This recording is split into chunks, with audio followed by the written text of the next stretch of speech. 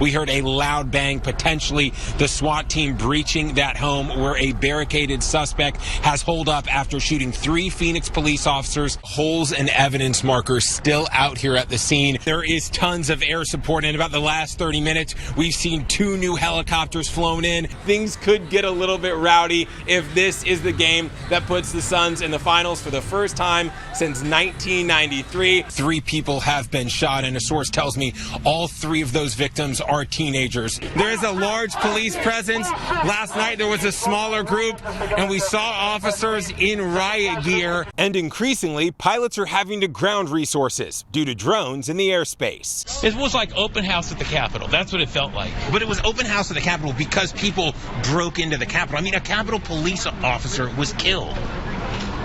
Right, have they figured out who did that? The woman's car, part of it, still stuck in this tree. He's taking off right now, that helicopter, carrying a man who was trapped in a mine for more than 48 hours. Late tonight, Danielle, I got an absolutely gut-wrenching phone call letting me know that this man, Sam Cottrell, passed away here at the Banner Desert ICU. But the father says he thinks about what happened at this Circle K often, about what he did, wresting a gun from a murder suspect's hands, but also what he didn't do. What a day, man. May 9th, 2018. Armando Martinez. I was getting a drink with one of my coworkers. I didn't know it was a gunshot at the time. 24-year-old Efron Hernandez was shot in the back of the head.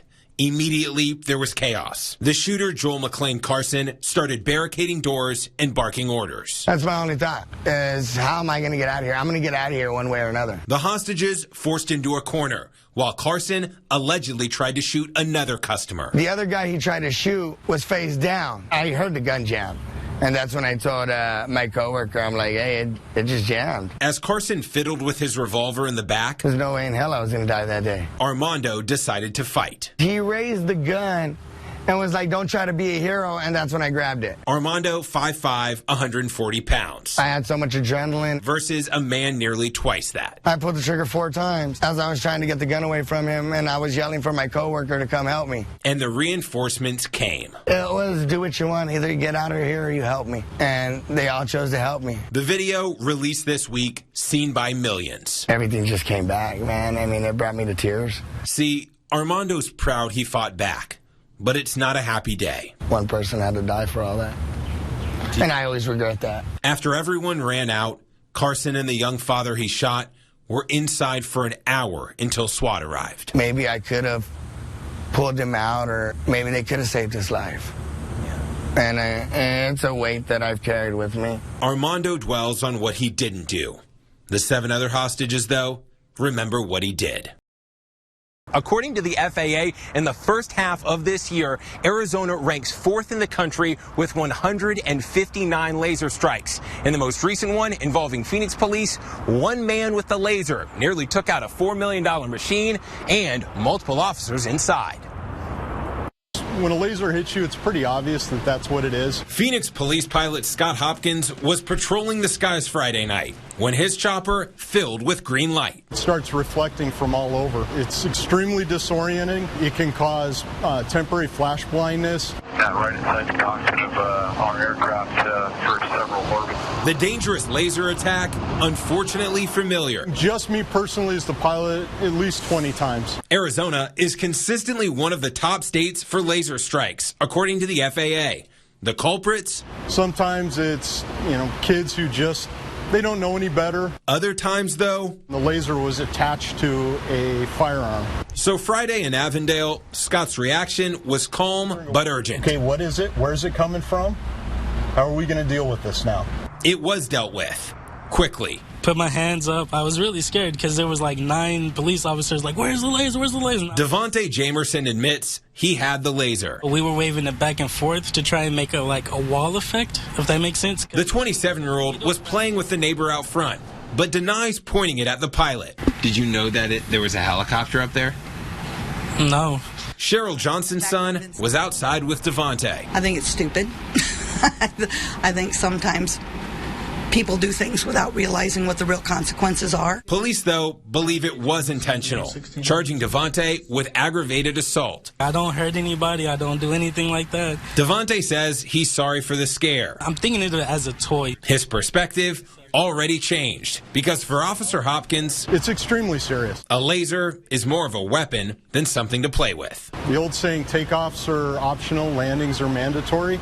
Well, I wouldn't want to try and land a helicopter blind. What you won't find in it is anything about how the handcuffed father's leg was swept by officers, how the mother and 2 young daughters were held at gunpoint, or the cussing and violent threats made by the men with badges.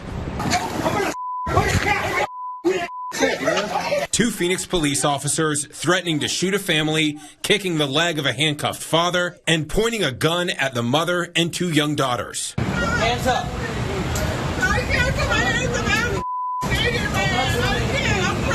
In the police report, Officer Christopher Meyer acknowledges mom said, quote, "I have my child in here." But he wrote, she continued to refuse to put her hands in the air, then said, "I feared that she was hiding something or reaching for a weapon." This was a shoplifting call, not a violent crime. She said she had a baby in her hands. She was verbally complying, saying the door won't open. You know, what do you make of the fact that an officer kind of wrote that line in the report that I feared she was reaching for a weapon when there was really no indication she had a weapon? Well, keep in mind that I can't talk about that, and I wasn't at the scene. So those are questions that we'll ask during the course of the investigation. In the video, Officer Meyer clearly kicks the leg of the handcuffed father. In the report, though, he writes, "I made him spread his feet." But nowhere in the report does he mention yelling, "You're going to get effing shot," or "I'm going to put an effing cap right in your effing head." Unfortunately, I can't discuss the things that you're asking right now. Neither officer had a body camera or dash cam. If witnesses hadn't been recording, the department would have never seen their officer holding the mother, 4-year-old, and 1-year-old girls at gunpoint. Why?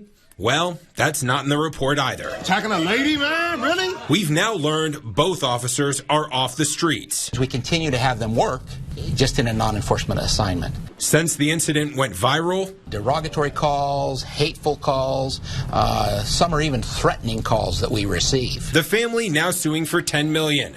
The parents not charged at all. But the 4-year-old's aunt, who helped the little girl shoplift, was picked up on 3 misdemeanors. Chief Williams, your concerns are also my concerns. Again, finding herself promising a full investigation and commitment to clean up her department. I, like you, am disturbed by the language and the actions of our officer. You probably know the old phrase, where there's smoke, there's fire. Well, Carolyn Polish also knew her neighbors had no chimney and 4 kids inside, which is why she didn't hesitate for a second to run past the flames to their front door. Before Carolyn and her robe were nearly singed, the 63-year-old nurse was asking her husband if he smelled something. But by the time he replied, "I don't smell smoke," I was out the door. Out her door and all over the Salgados. And I just kept pounding and ringing the bell. The doorbell was going off like crazy, and we both just kind of shot out of bed. Finally, David opened the door, and I very calmly said, "You need to get out. Your house on fire. Get out." So immediately, I grabbed my son. I told my older girls, "Come on, let's go." We ran out. It's okay. You guys go to my house. Mom Nicole running back in seconds later to save the family's dogs and bearded dragon. The firefighters, the cops all told us if it would have just been a couple minutes longer and nobody would have noticed. They would have not known until the ceiling collapsed on them.